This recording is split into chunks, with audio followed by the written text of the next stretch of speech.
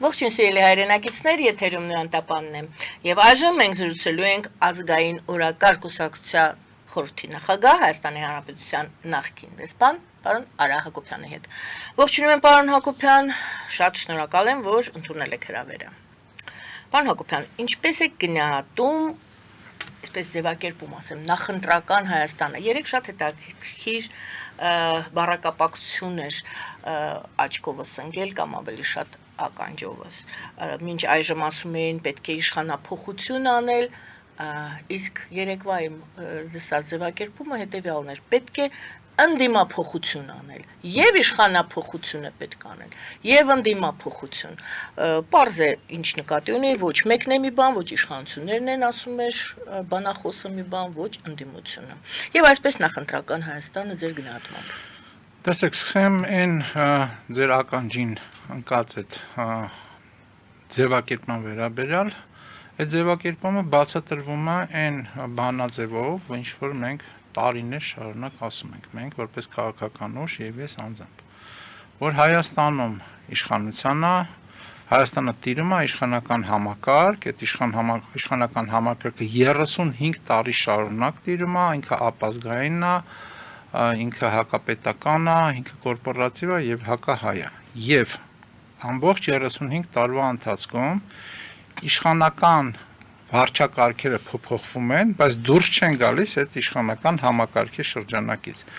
Եվ ընդդիմություն կոչվածը կամ դիմություն կոչվածը նույն իշխանական համակարգի շրջանակում է, այսինքն փաստացի։ Եթե մենք ուզում ենք Հայաստանում արմատական փոփոխություն, ապա մենք պետք է ազատվենք Հայաստանը տիրող իշխանական համակարգից, ընդհանրական իր ներքին իշխանությունից եւ ընդդիմությունից։ Սա է լուծումը։ Առանց այդ ազատվելուց հետո ինչ եք անում, էլի։ Բոլորին այդ պահն է հետաքրքիր։ Ազատվելուց հետո կան ենթանք մեր քաղաքական ուժն իր ծրագիրը, իր քայլերը, թե ինչա պետք անել։ Ամենայն դեպս ազատվելուց հետո պետքա կորսված հնարավորությունները, մսխված հնարավորությունները, որը բերել է հայկական պետականության, անկախ պետականության, հայկական պետական ինքնիշխանության, հայկական ինքնության լուրջ կորուստների, դա պետքա վերականգնենք, Հայաստանը փորձենք նորից դարձնել գործոն տարածաշրջանում, հայկականությունը դառնա Հայաստան պետականության բովանդակությունը եւ պահպանելով մեր ինքնությունը եւ զարգացնելով մեր ինքնությունը կարողանանք ներդաշնակ տեղավորվել քաղաքակրթական տիրույթում, վերականգնելով հայկական քաղաքակրթություն դերն ու նշանակությունը։ Սա ընդհանուր ասեցի։ Իսկ կոնկրետ արդեն ծրագրային քայլերով դա պետքա կենսունակությունը հայկական պետության վերականգնել կամ ավելացնել, այսինքն վերականգնել, որտեղ չկա։ Հակոբյան, ձեզ իմ խնդրանքն է ձեր կարծիքը ստանալ։ Ինչ եք կարծում, ներկայիս իշխանությունները եւ այն մարդիկ, ովքեր այսօր ընդդիմություն են, խոսքը գնում է իհարկե խորհրդարանական ընդդիմության մասին, տիտղոսային, այսպես ասած, ընդդիմություն, այն ինչ դուք ներկայացնում եք, իրենք նույնը չեն ասում, պետք է որ Հայաստանը լինի ամուր, պետք է Հայաստանը ունենա լինի ինքնիշխան եւ ամբողջ ձեր ասածը չեմ ուզում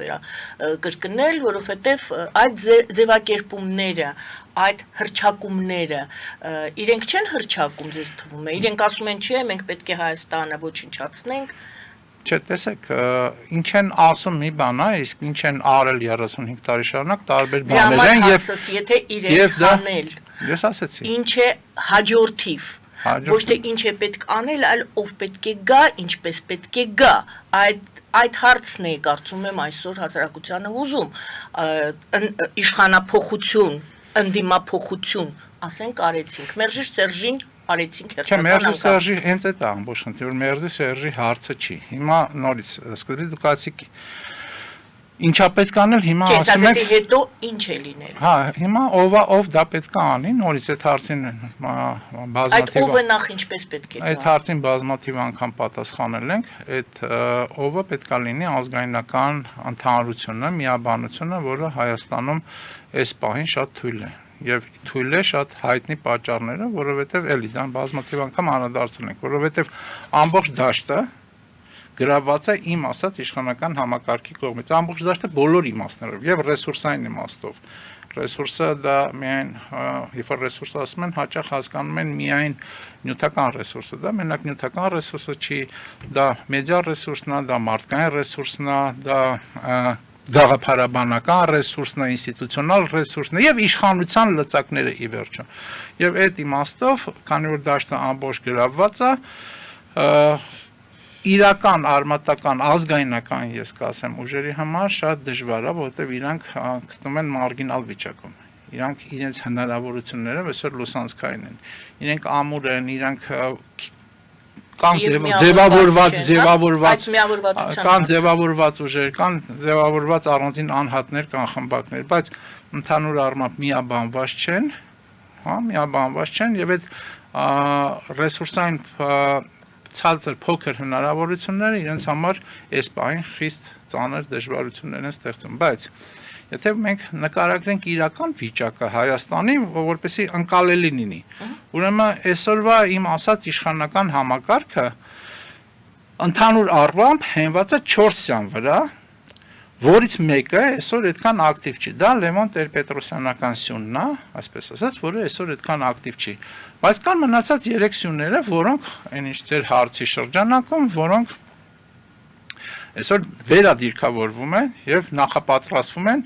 նոր իշխանության համար պայքարին, ներհամակարգային տերույթում,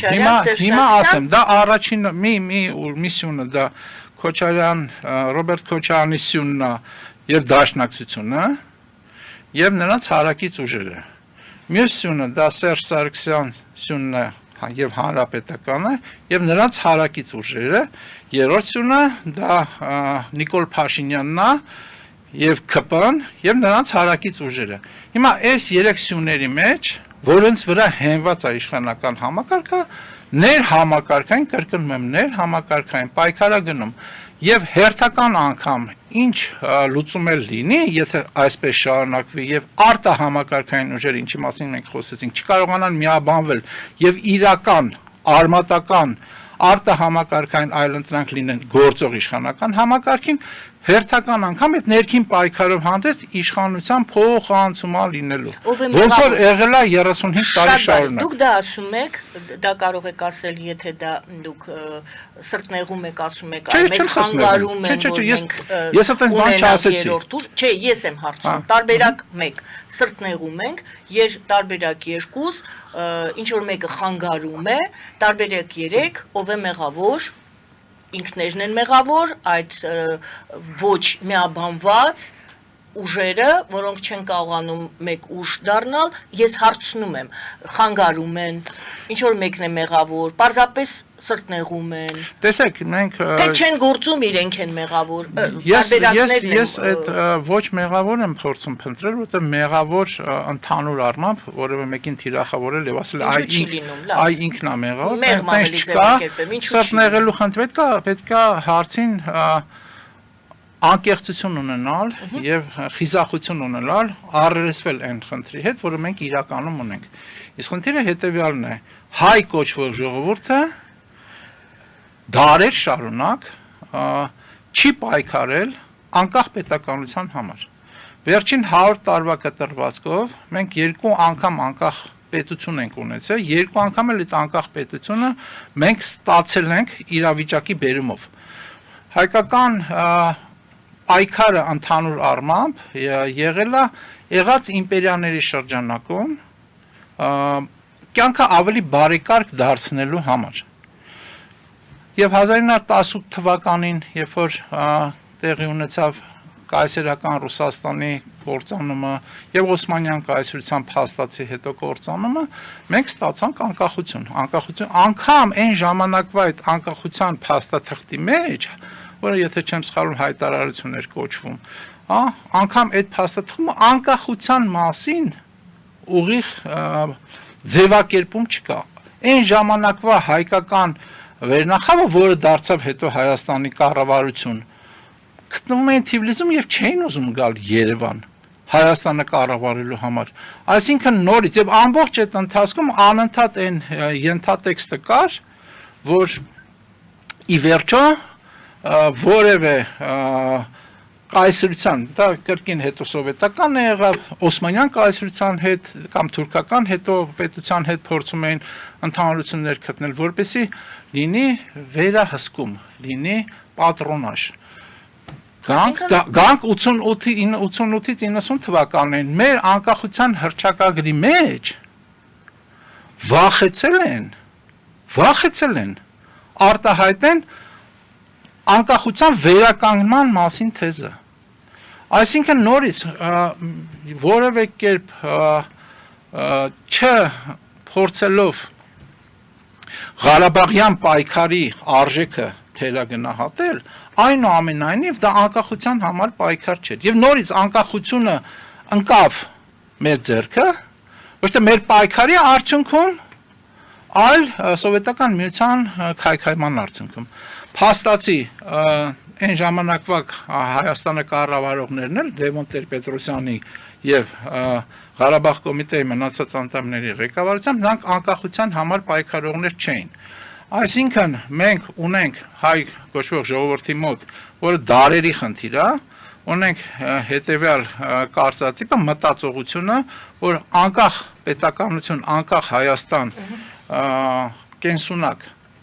այս տարածաշրջանում հնարավոր չի։ Մենք պետքա լինենք ինչ-որ մեկի վերահսկողության, եթե ոչ կազմի մեջ, եւ այնտեղ մենք բան կանենք,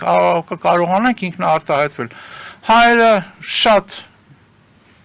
հարուստ ժառանգություն են թողել, ինչպես ռազմական տիրույթում,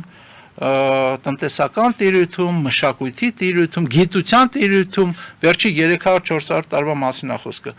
Որ կայսրության մեջ ասես, հայերը օրինակ, հայկական, մենք ես վերջերս դրա մասին նորից խոսել ենք, հայկական զինվորականությունը շատ մեծ հետ կա թողել նույն ռուսական կայսրության ներքո։ Ենթանենք նույն առաջին համաշխարհային պատերազմում հարյուրավոր հազարներ հայեր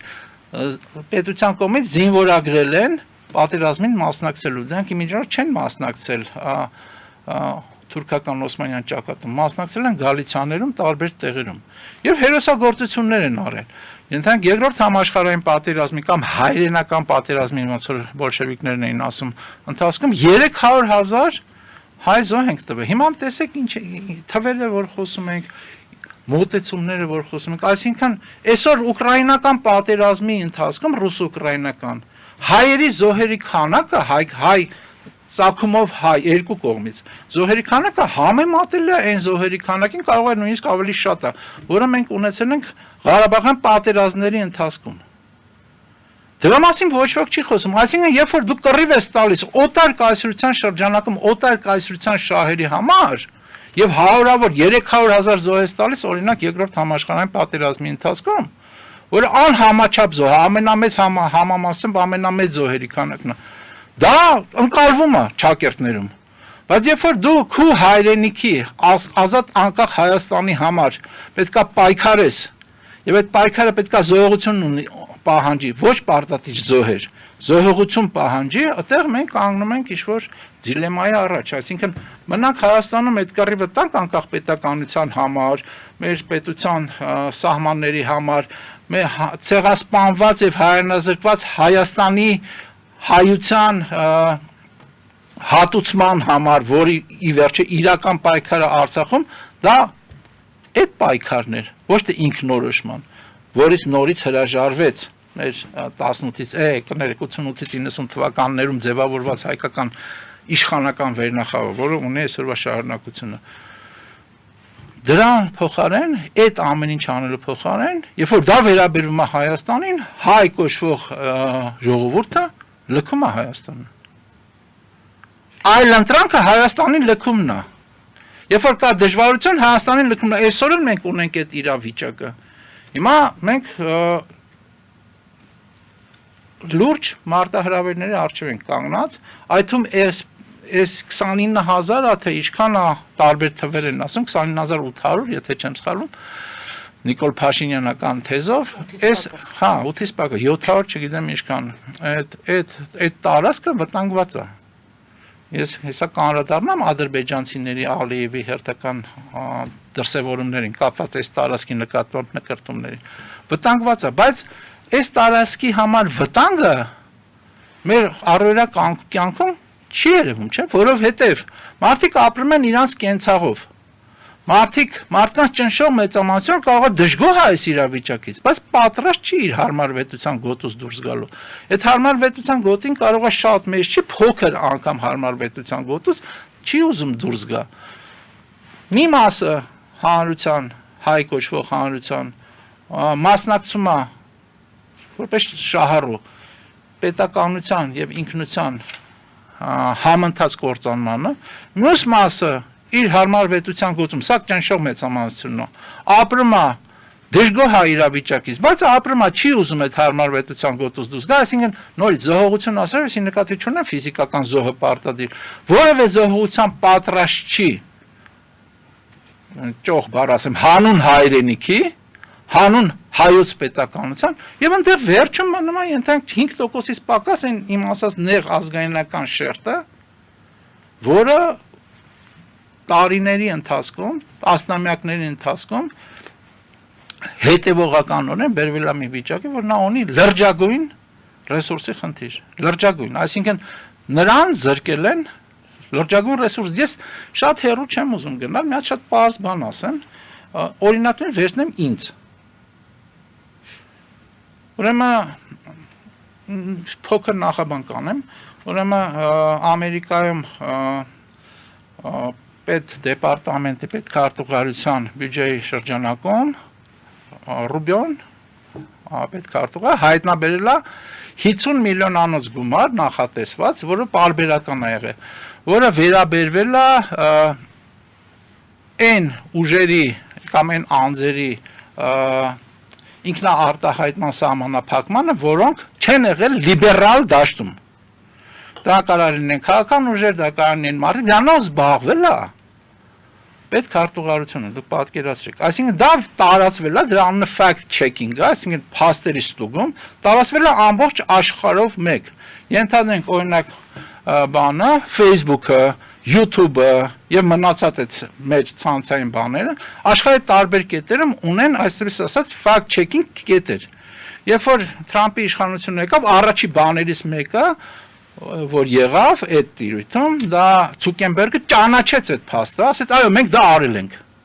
Դա եղել է պետության հրահանգ եւ մենք դա արել ենք։ Ոչ լիբերալներին հնարավորություն չենք տվել շրջանառվելու, ինքնաարտահայտվելու եւ այլն։ Եվ այո, մենք ամբողջ աշխարհի բոլոր կետերում, Հայաստանում այդ թվում, ունեն այդպիսի միավորներ։ Հիմա Ամերիկայում դա վերացվեց, բայց աշխարհում մեկ դա չի վերացվել։ Օրինակ Հայաստանում դա պահպանվում է։ Եվ կա ընկերություն, մեդիա հայտնի ընկերություն, CivilNet, ասեմ անունը, որի շրջանակում եղած կազմակերպության միջոցով այդ fact checking-ը Հայաստանում շարունակվում է։ Եվ օրինակ ես, որովհետև ես լիբերալ դաշտում չեմ գործում, ես ազգայնական դաշտում եմ գործում, իմ համար հայրենիքը դա միայն Արագածը չի, նաև Արարատն է, ես պահանջում եմ եւ պայքարում եմ նրա համար, որպեսզի մեր ցեղասպանությունից եւ հայրենազրկումից կորուստները վերականգնվեն, ժամանակի ընթացքում հատուցում ստանան ամենայն դեպս ես զրկված եմ օրինակ այդ համացանցային տիրույթում ինքնաարտահայտվելու հնարավորություն սահմանափակված է, պայմանական բան ասեմ, օրինակ իմ գովազդի հնարավորությունը փակված է ընդհանրապես։ Եվ փակված է ոչ թե մի օր, ոչ թե մի ամիս, տարիներ։ Այսինքն պարզագույն հիմա համացանցով է, չէ՞, մարդիկ ճանաչել են դառնում, հանրաճանաչ են դառնում։ Շրջանառում է այն ելույթների, այն քննարկումների, հաղորդումների, որը վերաբերում է իմ կամ իմ նման է, սահմանափակվում է։ Սահմանափակում է տեխնիկապես, որի տակ դրած է գաղափարաբանություն։ Սրանք լիբերալ չեն։ Սրանք գլոբալիստ չեն, սրանք ազգայնական են, ուրեմն վտանգավոր են։ Մեր համաշխարհային իշխանությունը գլոբալիստների եւ լիբերալների, լիբերալ դեմոկրատ, լիբերալ ֆաշիզմը վտանգվում է սրանց գոյությամբ։ Իսկ Հայաստանի Հանրապետությունը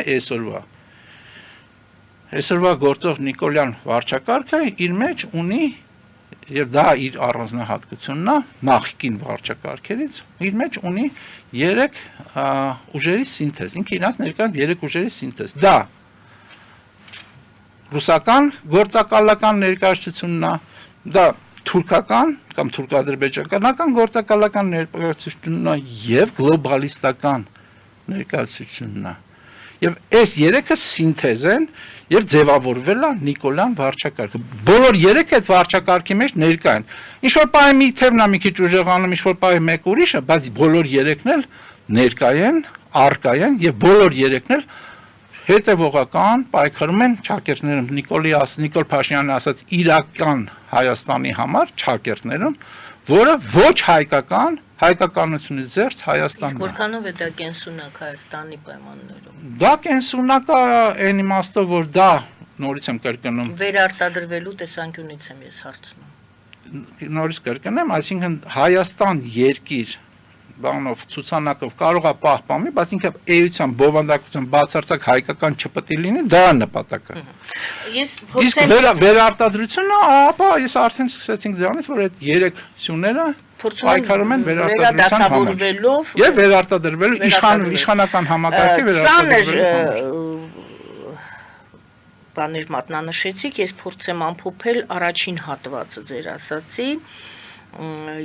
եթե ես սխալվում եմ, դուք ինձ ուղղում եք։ Դուք ասում եք այն, որ ասում էի ով է մեղավոր,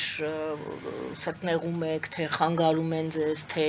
ինքնա կազմակերպումն է վատ, ուրեմն այդ,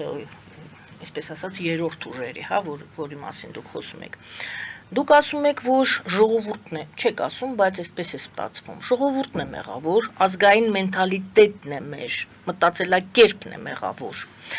որի մեջ կա վախ, սեփական ուժերի հանդեպ ոչ հավատ, ցանկության բացակայություն, խոսքը գնում է պետականության մասին, չէ՞ որ դուք ասում եք պետականությունը երկու անգամ ընկել է այսպես մեր ձեռքերին, մենք չենք նվաճել այդ պետականությունը, իրերի բերմամբ, իրադարձությունների զարգացման արդյունք, որպես մենք երկու անգամ ունեցել ենք պետականություն եւ ցանկություն ունենալ գուցե եղել է, բայց պայքար, որպեսզի մենք ունենանք չի եղել, ուստի եւ ոչ արժևորում կա։ Մենք չենք արժևորում այդ պետականությունը, որը մենք այսօր ստացել ենք, այսպես ասած, ոչ թե նվաճել ենք։ Եվ հիմա հեշտությամբ կարող ենք հրաժարվել, մտածել, որ կարող ենք կորցնել, բայց այդ ընթացքում իրար մեղադրելով, այդ ընթացքում ինքնանպատակը ոչ թե պետականության պահպանումն է, այլ իրար մեղադրելով, իրար տապալելը։ Եվ եթե ես ձեր ասածը ոնց որ այսպես այն ինչ որ դուք իմի եք բերում, ես դրա հետ առնվազն մի մասի հետ համաձայն չեմ, բայց սպասում եմ դուք ավարտեք նոր արձագանքը։ Դրանով եմ վերջացնում։ Որն է ինքնանպատակը այդ դեպքում այդ որ ազգն է մեղավոր եւ ժողովուրդն է մեղավոր, որ ավելի հեշտությամբ թողնում լքում է, զբաղվում է իր գործերով, չի պայքարում, իր որպեսի պաշտպանի այդ պետականությունը եւ ինչ ենք մենք տեսնում ենք իրար ուրեմն տապալել, իրար մեղադրել, այդ դա մենք մեծ քանակով ենք տեսնում։ Ես տեսեք ոչ մի անգամ իմ Դուք սա եք ուզում ասել։ Չէ, ես ոչ մի անգամ իմ իրավիճակը ներկայացնելիս, այսինքն իմ խոսքի ընթացքում որևէ անգամ չասեցի մեղավոր բառը չօգտագործեցի, առավել եւս չօգտագործեցի ժողովուրդն է մեղավոր, առավել եւս ազգը։ Ես այնպես բան չասեցի։ Ես ուրիշ բան ասեցի։ Ես ասեցի պետք է իրողության հետ առերեսվել։ Պետք է այն ինչ որ մենք ունենք, դրա հետ առերեսվել։ Դա մեղավորության խնդիր չի։ Չկա տենց խնդիր։ Ի վերջո ժողովուրդը դա այն մասն է մեր հայության, որը պետք է ուղղորդվի։ Եվ պետք է ուղղորդվի վերնախավի կողմից։ Եվ ի դժբախտություն նորից մեզ կա վերնախավ եւ կա անտրանի, դրանք տարբեր բաներ են։ Ի դժբախտություն մեզ մեր վերնախավը կամ էլիտան, ինչպես սիրում են ասել հաճախ, ինքը ընտրանոց չի ձևավորված։ Այսինքն այն վերնախավը, որ փաստացի այսօր ունի իշխանություն Հայաստանում, եւ տիրում է Հայաստանը, այդ վերնախավ կոչվածը ինքը կրկնվեմ իշխանական համակարգն է, որը ապազգային է, հակապետական է, կորպորատիվ է, սպասարկում է օտարի շահերը եւ հակահայ է ի վերջո։ Հիմա պարբերաբար տասնամյակներ շարունակ, հարյուրամյակներ, եթե կուզեք շարունակ, մեր վերնախավը այդպիսին է եղել։ Երբ որ դուք դիտարկում եք օրինակ հայտնի մենք հաճախ նաև բան ենք անում, չէ՞, հապարտանում ենք։ Հայտնի տնտեսական առևտրային գործիչներ ենք ունեցել։ Գյուլբեկյան, Մանթաշև եւ այլն։ Հիմա որտեղ է Մանթաշևի կൂട്ടակային այդ կապիտալը։ Որտեղ է։ Չկա, հոց ցնդել։ Որտեղ է Գյուլբեկյանի այդ կൂട്ടակային բանը։ Չկա, հոց ցնդել։ Ինչի։ Որտեղ չի ունեցել ազգային բովանդակություն, որտեղ ոչ Մանթաշևը, ոչ Գյուլբեկյանը, ոչ Արամյանցը, ոչ մեկը բացի բարեգործությունից, որը եւ արել են, պետականության ձևավորման համար փաստացի ուղիղ մասնակցություն չեն ունեցել։ Ես այդտեղ մի անգամ ասել եմ, կկրկնվեմ, բերեմ Ռոթշիլդի խոսքերը, իսկ Ռոթշիլդի այդ կൂട്ടակային ընտանեկան կապիտալը տրիլիոններ են։ Ինչ ասում Ռոթշիլդ մեծը, այսինքն այն Ռոթշիլդը, որը դրա հիմքերում է կանգնած եղել, ասում է հետևյալը. ճիշտ է, եթե ես չլինեի սիոնիզմը, տեսեք, ազգայնական գաղափարաբանությունը, սիոնիզմը չէր ունենա այն արդյունքները, ինչ որ ունեցավ, բայց մյուս կողմից, եթե չլիներ սիոնիզմը, ես չունենա այն արդյունքները, որ ես ունեցա։ Այսինքն իր գործունեությունը, առևտրային գործունեությունը, առևտրային, բանկային, վաշխառական, չգիտեմ, ինչպես ուզում եք ձևակերպեք։ Նա չի դիտարկել ազգային նպատակներից դուրս եւ աջակցություն է ցույց տվել, բացարձակ աջակցություն է ցույց տվել ազգայնական հրեական գործունեություն, որի արդյունքում եղավ ձևավորվեց այսօրվա Իսրայելը։ Բայց մյուս կողմից ինքը ասում է, եթե դա չլիներ, ես չէի լինի այն ինչ որ ես, այսինքն դա փոխկապակցված է, դա իրարից չի կարելի տարանջատել։ Ազգային հաջողությունը, ազգային անհատները չի կարելի տարանջատել ազգային պետության հաջողությունից, դա փոխկապակցված է։ Մեղավորության մասին չի խոսքը։ Ժողովուրդը ուղղորդվող մասը հայության տվյալ դեպքում, հանրույթի, ուղղորդողների խնդիրը կա։ Ուղղորդողները ուղղորդում են առ տարբեր, եկեք լավ ուտենք, լավ խմենք, քաղցր քնենք եւ դա կլինի մեր կյանքը։ Մեղավոր բառը ես հատուկ նշեցի, որը բացատրությունն է այդ ամենի։ Մեղավոր բառ չեք ասել, չենք ասում մեղավոր։ Ասում ենք այդ ամենը հետևանք է, մեղավոր բառը չասեցի, տեսեք։ Այդ ամենը հետևանք է եւ ելի նորից գալիս է ձեզ տեքստը։ Ազգային մտածելակերպի, ազգային մենթալիտետի, որ մենք վախ ունենք, ցանկության բացակայություն ունենք, չենք պայքարել պետականության համար, ուստի եւ ես ամբողջը շարունակում եմ մեղադրանք բառը հանելով։ Ինչն է փոխվում, ինչ մենք պետք է փոխենք։ Մեր հարցը այն չէ, որ մենք մեղադրենք ու անցնենք առաջ, մեր հարցը այն է գտնենք պատասխանեցի։ Ինչը կարող ենք շտկել այսօր։ Այդ հարցին ես պատասխանեցի։ Առաջնային փոփոխության ենթակա բանը դա հայկական Հայաստանում տիրող վերնախավի իրական արմատական փոփոխությունն է։ Այսինքն վերնախավը պետքա ընտրված լինի, պետքա ձևավորված լինի, կներեք ընտրված բառից համար, ձևավորված լինի ընտրանուց։ Այսինքն հայկական տիրող վերնախավը ինքը չունի ազգային պետության ազգայնական նպատակների բովանդակություն, պետք է դա փոխել եւ այդ պարագայում դա իհարկե սերունդների խնդիր կլինի, բայց այդ պարը այո, դա ժամանակի խնդիր, բայց այդ պարագայում միայն դա հնարավոր, այսինքն քանի դեռ ազգայնական ուժերը Հայաստանում չունեն իրական իշխանություն, այս վիճակը շարունակվելով ավելի է վատթարանալու։ Տեսեք, այդ վիճակը չի թույլ տալու, որ ազգային մտածելակերպով մարդիկ բարձրանան, այսինքն պայքարելու է դրա դեմ։ Սա էլ է գնում շղթա, բայց արատավոր շղթա է, եթե դուք Ռոթշիլդի օրինակը բերեցիք, օգտակար շղթա էր այդտեղ, այստեղ արատավոր շղթա է։ Եվ Ռոթշիլդի, եւ ոչ միայն Ռոթշիլդի, հա, եւ Ռոթշիլդի, եւ նաեւ քաղաքական կոչվող, որտեղ քաղաքական դաշտ չի փաստացի, քաղաքական կոչվող դաշտում եւ առանձին ուժերի եւ անհատների միաբանման խնդիր։ Ռոթշիլդի գոյության սկսենք դրանից։ Դե Ռոթշիլդն է հայկական, չէ՞։ Ուր է հայկական Ռոթշիլդը, մի հատ անուն տվեք, որ այդ նպատակների համար է պայքար, ազգայնական, ոչ թե Ռուսի, Թուրքի կամ չգիտեմ ուզբեկի հետ հարաբերությունները կարգավորենք, բանանենք, ոչ թե Արարատը փոխարինենք Արագածով, այլ պայքարում նրա համար, ոչ թե ասվի, որ մենք հո գիժ չենք, որ Արարատը պահանջենք թուրքերից։ Վերջերս է ասվել։ Մենք հո բան չենք, անմեղսունակ չենք, որ Արարատը պահանջելու է թուրքերից, դա ծրագրային դրույթ է լինելու ժամանակի մեջ, Ժամանակի մեջ։ Ժամանակը կլինի տասնամյակներ, հարյուրամյակներ, կարևոր չի։ Դա որպես իղջ, որպես պահանջ, որպես մեծ ընչանեսն է ասում, որպես անհաս փառքի ճամփա։ Դա պետք է լինի քո պահանջատիրության մեջ։ Դու չես կարող հրաժարվել եւ մնալ հայ քո բնորանից։ Չես կարող հրաժարվել հայկական բարձրահավանդակից, չես կարող։ Այդ դեպքում դու այլևս հայ չես։ Այն ինչ որ Նիկոլ Փաշինյանը եւ Նիկոլ Փաշինյանի հետ միասին այդ իմ ասած մնացած սյուները անում են, դա հայության եւ հայկականության վերջն են ուզում, վերջնական հանգրվանին են ուզում բերել, ոչնչացման հանգրվանին են ուզում բերել։ Չես կարող լինել, եթե դու պայմանական Արցախը, Նախիջևանը, Վանը, Արդահանը, չգիտեմ, հայկական քո տարածքները քո իղձերի մեջ եւ քո երկարաժամկետ դարերի ծրագրերի մեջ չունես վերադարձնելը։ Չես կարող դու հայ մնալ։ Քո հայկական բովանդակությունը այլ է սերվում է,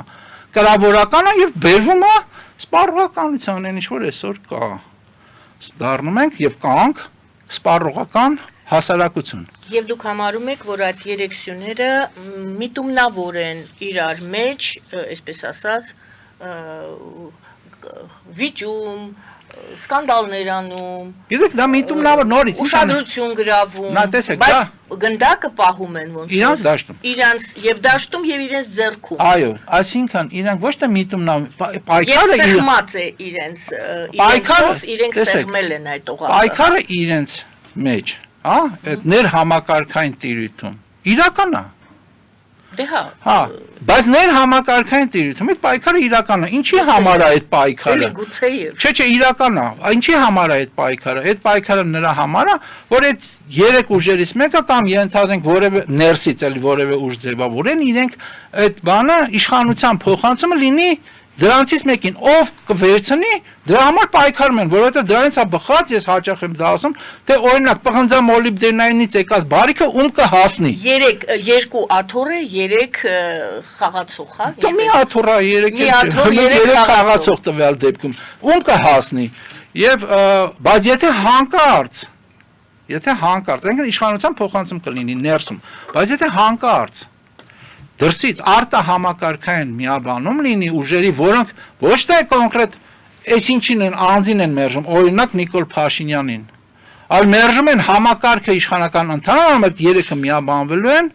եւ այդ արտահամակարգային ուժերի հախից փորձ են գալ, հետո մտնեն էլի իրանց ներքին կռվի մեջ։ Ինչ է անելու, վերջին հարցն է, վերջին վարքյաններն են, ինչ է անելու այդ ընթացքում, եթե կա քաղաքական դաշտ, եթե կա ընդդիմադիր դաշտ, եթե կան ինչ-որ ուժեր, այդ ուժերը, B, ինչ է անելու ժողովուրդը։ Մենք ես նորից հետ եմ բերում ձեր ամեն առաջի խոսքին, որ վախ կա սեփական ուժերի նկատմամբ ոչ վստահություն եւ ամենակարևորը անտարբերություն, դուք էլի այդ բառը չօգտագործեցիք, բայց ասեցիք ամեն մեկը իր հարմարավետության գոտուց չի ուզում դուրս գա։ Ուրեմն մենք դա տեսնում ենք, այդ խաղը, հիշում եք, երաժշտությունը միացնում են, 3 հոգի պտտվում են, 1 աթոռ է։ Բոլորս դրան հետևում ենք, բոլորս արդեն գիտենք, ինչպես դուք եք ասում, որ դա խաղ է, այդ 3-ից մեկը պայքարը, մենակ պայքար է եւ այդ 3-ից 3-ը մյուսներին չեն խաղացնում։ Ասում են այդ մերն է, մեր խաղն է, մեր աթոռն է, մենք 3-ով ենք խաղում։ Ինչ է անում դաշտը քաղաքական, ինչ է անում ժողովուրդը այս ընթացքում։ Տեսեք, այդ մի աթոռ եւ երգը այդ շուրջը պատտվել է էլի լավ ձևաբաներ, տեսա վիզուալ լավ ձևակերպեցիք, բայց այդտեղ մի հատ կարևոր բան պետք է նշել անպայման, ես ասացի, որ այս իշխանական համակարգը սպասարկում է օտարի շահերը, այդ բանին, այդ միջոցառմանը, այսպես ասած, մասնակցում է նաեւ օտարը, որը վերահսկում է այդ եւ իշխանական համակարգը եւ այն զարգացումները, որոնք միացնում կամ անջատում կամ փոխում երաժշտության բովանդակությունը, հա, եւ այդ օտարների մեջ էլ այսօր որոշակի պայքար կա։ Դա ռուսական օտարն է առաջին հերթին, որի շահերը միշտ դարերով Հայաստանում պաշտպանվել է, դա թուրքական օտարն է, դա գլոբալիստական օտարն է, ինչ որ ասի, նրանց մեջ է պայքար կա, բայց ընդհանրությունը էլի մի արժեք, այսինքն ընդհանրությունը հայկական պետականության ավարտն է։ Սա է ընդհանրությունը եւ ներքին խաղացողների եւ արտաքին խաղացողների։ Սա պետք է անպայման նշել, որովհետեւ այդ հարցում, որ հայկական պետականությունը պետք է ավարտվի, հայկական գործոնը պետք է վերջնականապես գոյություն չունենա, գոյությունը պետք է փակվի։ Այդ ընդհանրությունը կա, այնպես որ այդ պայքարներով հանդերձ իրանք ունեն ընդհանուր նպատակ։ Լավ, ում է պետք, որ պետականությունը այնուամենայնիվ մնա։ Դա պետք է հայությանը, հայկականությանը եւ ազգայնական մասին հայության մեջ եղած, որը ինչպես եւ ասի շատ նեղա, ինքը փաստացի մարգինալ է, բայց ինքը ունի շատ մեծ ներուժ։ Ստեղ երկու խնդիր կա, նպատակների շուրջ միաբանում, որը գործընթացը, որը ընթանում է, բայց շատ դանդաղ եւ շատ մեծ դժվարությամբ, դեռ մյուս խնդիրը դա ռեսուրսների որոշակի կուտակումն է։ Ռեսուրսների որոշակի կուտակումը, որովհետեւ դա շատ կարեւոր է, որովհետեւ այսօր պայքարելու համար, հանրաճանաչ լինելու համար, քու գաղափարների շրջանառության մեջ լինելու համար, մարդկանց միաբանելու համար որոշակի ռեսուրսներ են պետք նորից թվարկել։ Դա գաղափարաբանական ռեսուրսն է, դա ինստիտուցիոնալ ռեսուրսն է, դա նյութական ռեսուրսն է, դա մարդկային ռեսուրսն է, դա մեդիա ռեսուրսն է։ Սրանք այն հիմնական ռեսուրսներն են, որի մինիմում առնվազն մինիմումը անհրաժեշտ է, որպեսզի այդ միաբանումը լինի արդյունավետ եւ իրական պայքարը համակարգի դեմ արտահամակարգային ազգային ուժերի հետ լինի հաղթանակին միտված։ Շնորհակալ եմ այսօր բազրույցի համար, թեման շարունակելի է, կարծում եմ, որովհետև այդ ինչ անենքը, ինչալուց ռուսներն ունեին, հիշում եք, ով է մեղավոր եւ ինչ անել, Չեռնիշևսկին։ Ազգային օրակարգ կուսակցության խորհրդի նախագահ, Հայաստանի Հանրապետության նախկին դեսպան Արա Հակոբյանի հետ էինք զրուցում, այս զրույցը մենք կշարունակենք շաբաթվա վերջին, մենք կհանդիպենք եւս մեկ անգամ։ Զրույցը վարում էր Գայանե Առաքելյանը, բարին ձեզ։